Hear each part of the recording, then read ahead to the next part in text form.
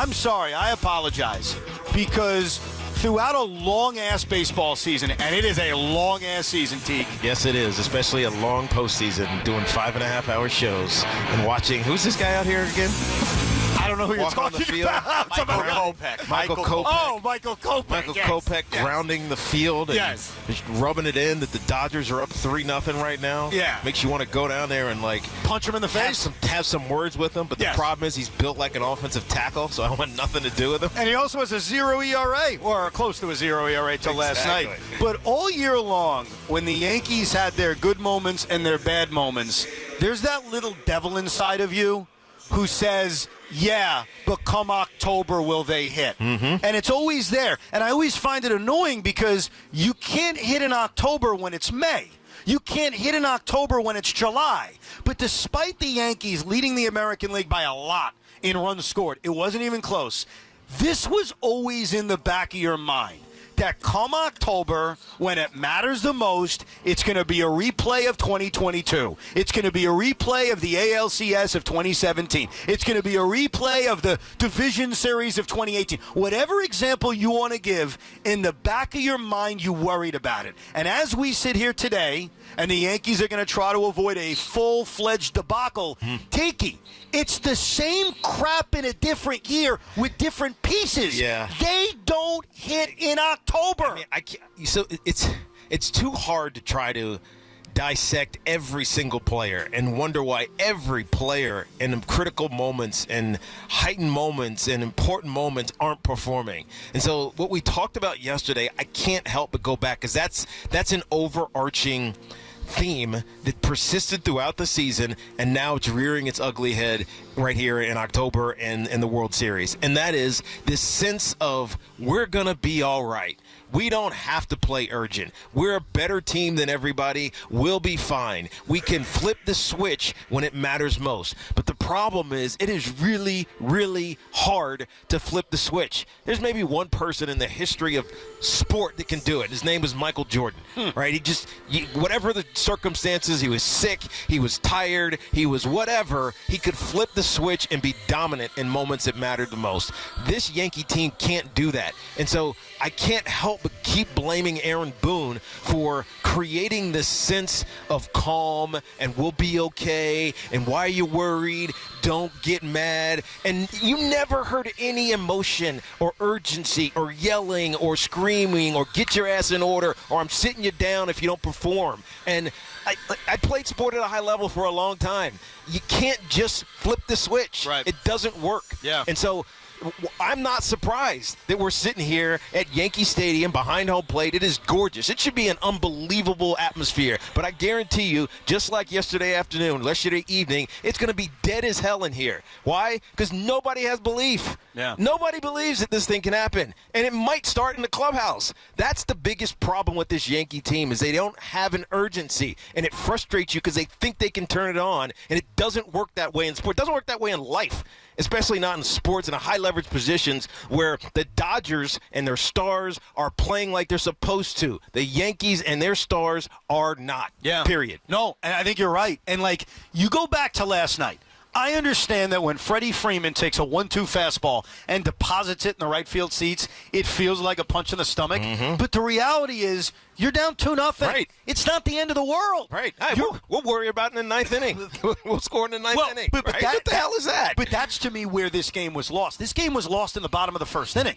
You mentioned Aaron Boone and the lack of urgency over the course of a regular season. It's a fair point. To me, it's about Aaron Judge. And I hate to kill this guy too much because he's an all-time great player. We all watch him during the regular season, and we're like, oh, my God, this is amazing. Best player I've ever seen. Best season I've ever seen. All of those things may be true. But last night, I want to take you back to the at-bat. This is the at-bat where just as an IBO, I'm just the guy here. Luckily, my emotion has been detached, right? I'm sitting there after Freddie Freeman hits the home run, and my reaction is they just have to respond. This game isn't over. This series isn't over. They have to respond. And Gleyber Torres, to his credit, got on base, which he's been doing all postseason. And Juan Soto hit one deep to left field. Teoscar Hernandez made a nice play, whatever. It happens. Aaron Judge came to the plate.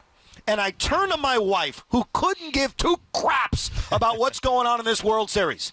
And I said, Aaron Judge needs to hit a home run right now. And she said, well, that seems a little unreasonable. I mean, you're asking a guy to hit a home run. I'm like, yeah. No, literally. Aaron Judge is a great all-time player. Aaron Judge is going to the Hall of Fame on the first ballot.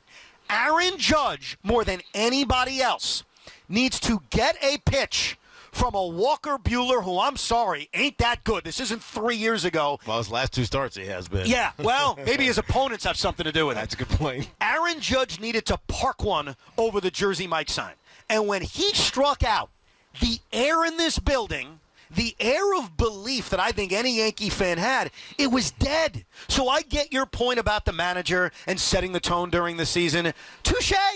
But to me, the best player needs to perform. And when you go back to 2019 or 2022, you pick your year. And Sean, you were pissed that I brought up 2022 on Friday. Yep. Because what you said, and you were right, you said, hey, the whole lineup's different. And he's right. Half the lineup is different. Jazz Chisholm wasn't here. Juan Soto wasn't here. I get it. But you know who is here? Yep. Aaron Judge is here.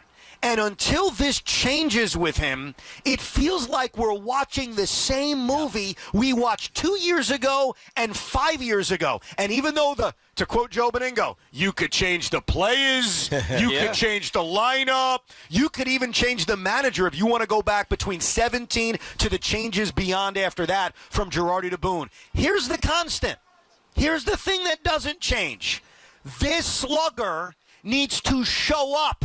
And I've defended him at every turn because he's a great player. And what I have learned in sport is if you give a great player enough time, they're going to show you they're great. I got to be honest with you. And I think I speak for a lot of Yankee fans when I say this.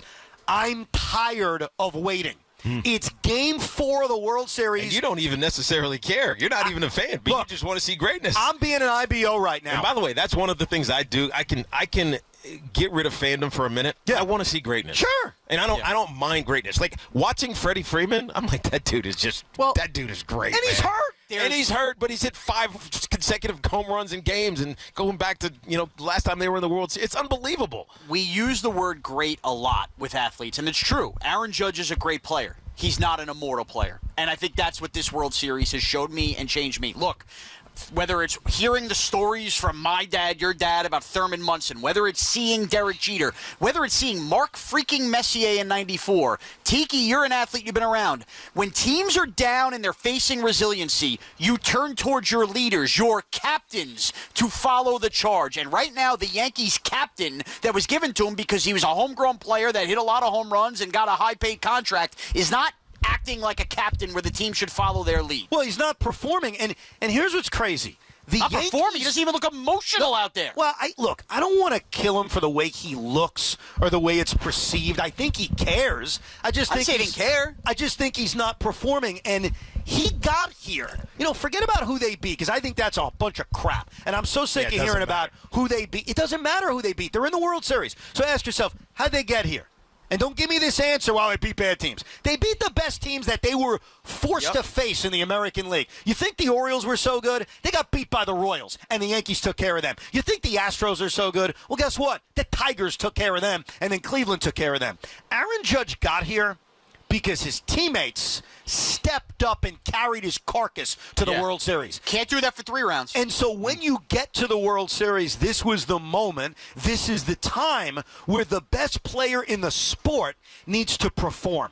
And look, I don't have an answer. None of us have answers on the why. Is he pressing? Why is he chasing? Are they facing him differently? I don't know what's going on in his mind. All I know is when we sit here, and the series isn't over, even if it feels over. But if you want to define why they're down 3-0, if you want to define why this feels like deja vu, to me it starts and it ends with the best player on the planet doing crap in the World Series. Yeah, and I hate that for Aaron Judge. We love Aaron Judge. Yeah. We want to champion Aaron Judge. We want him to be our hero, our sports hero.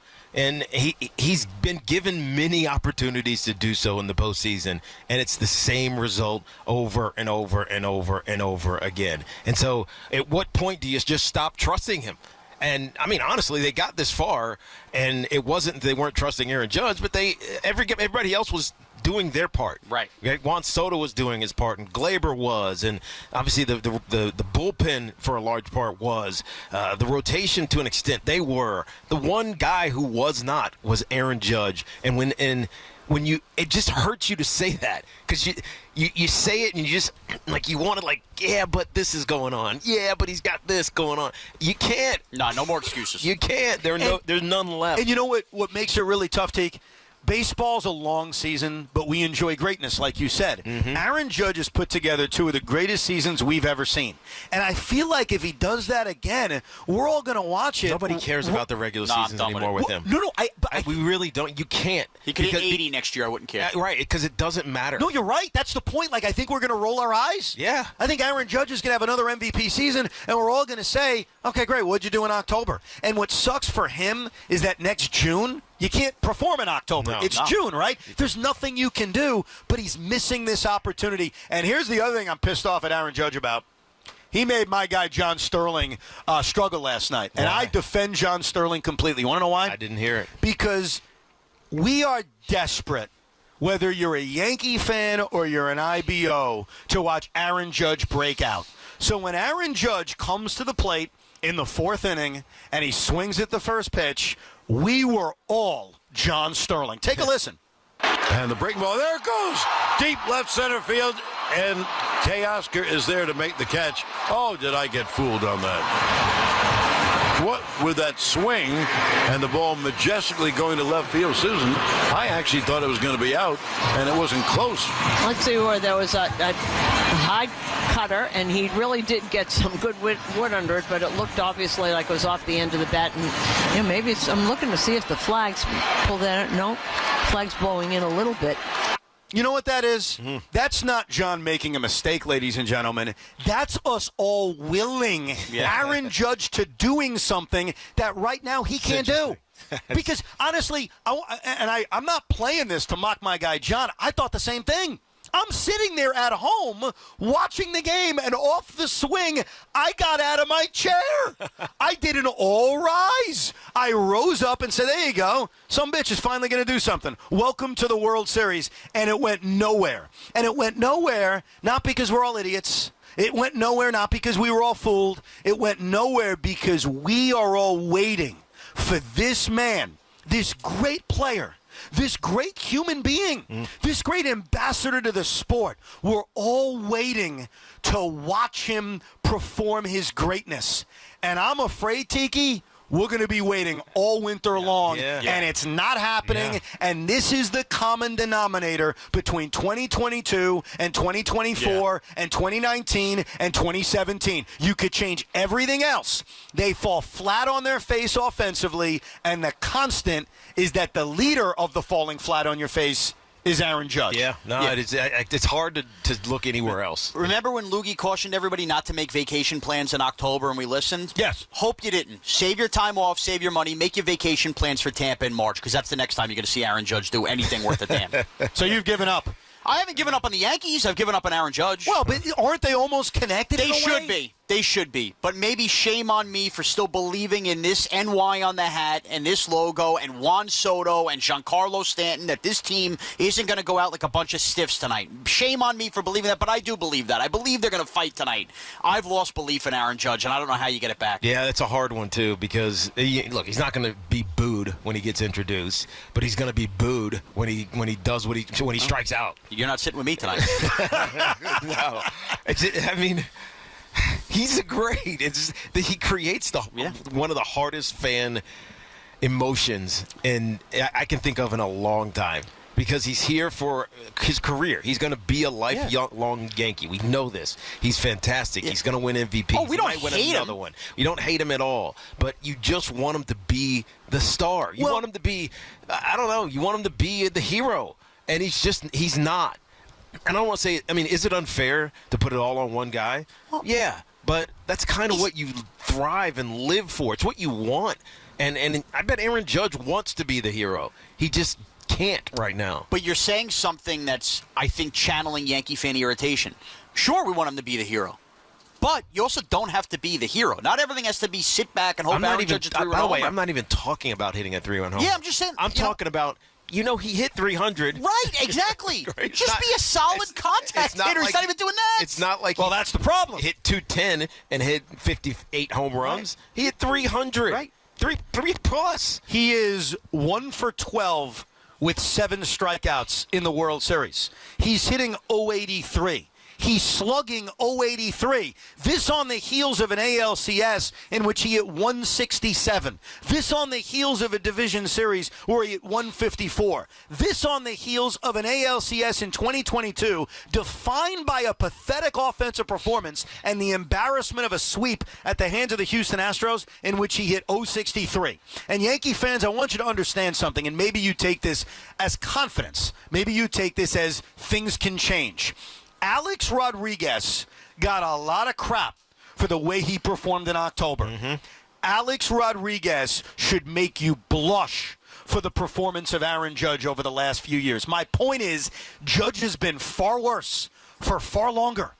The weird thing about Alex was that he was a good postseason player with the Seattle Mariners. You may not have cared about it, but it was true. What you also may not have cared about is when he began his Yankee postseason career in 2004 against Minnesota and the first 3 games against Boston, he was also really good. You saw he had it in him. And then the collapse of 04, 05, 06, 07. It was bad.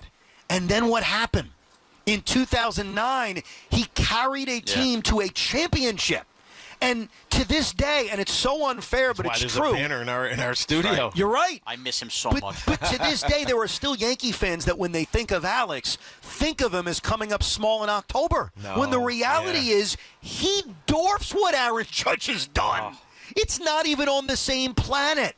And I know Aaron's loved. We all want to love him. It's not like we're out here trying to hate the guy, but they need him. You look at the lack of offensive production, not just in this series, but the 2 previous series. The 2022 ALCS, which I don't know about you. I say this as an IBO. I can't get that series out of my head, Teak, because I think it's the same thing. Yeah, well, it feels like it's the same thing. The difference is it was everybody in that ALCS. In this World Series, not everybody's been terrible.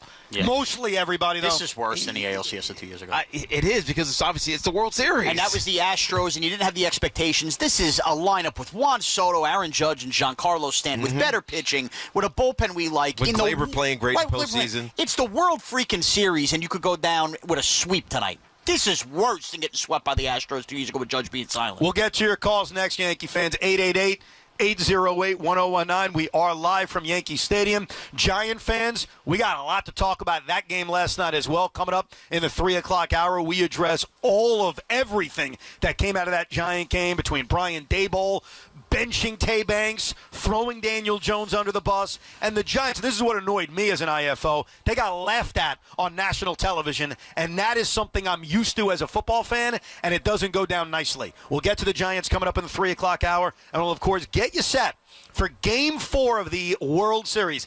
Is this the Yankees' final stand? Will they extend this series? Will they begin something that we'll never forget? Or does this go into the dustpan of history as just another October disappointment?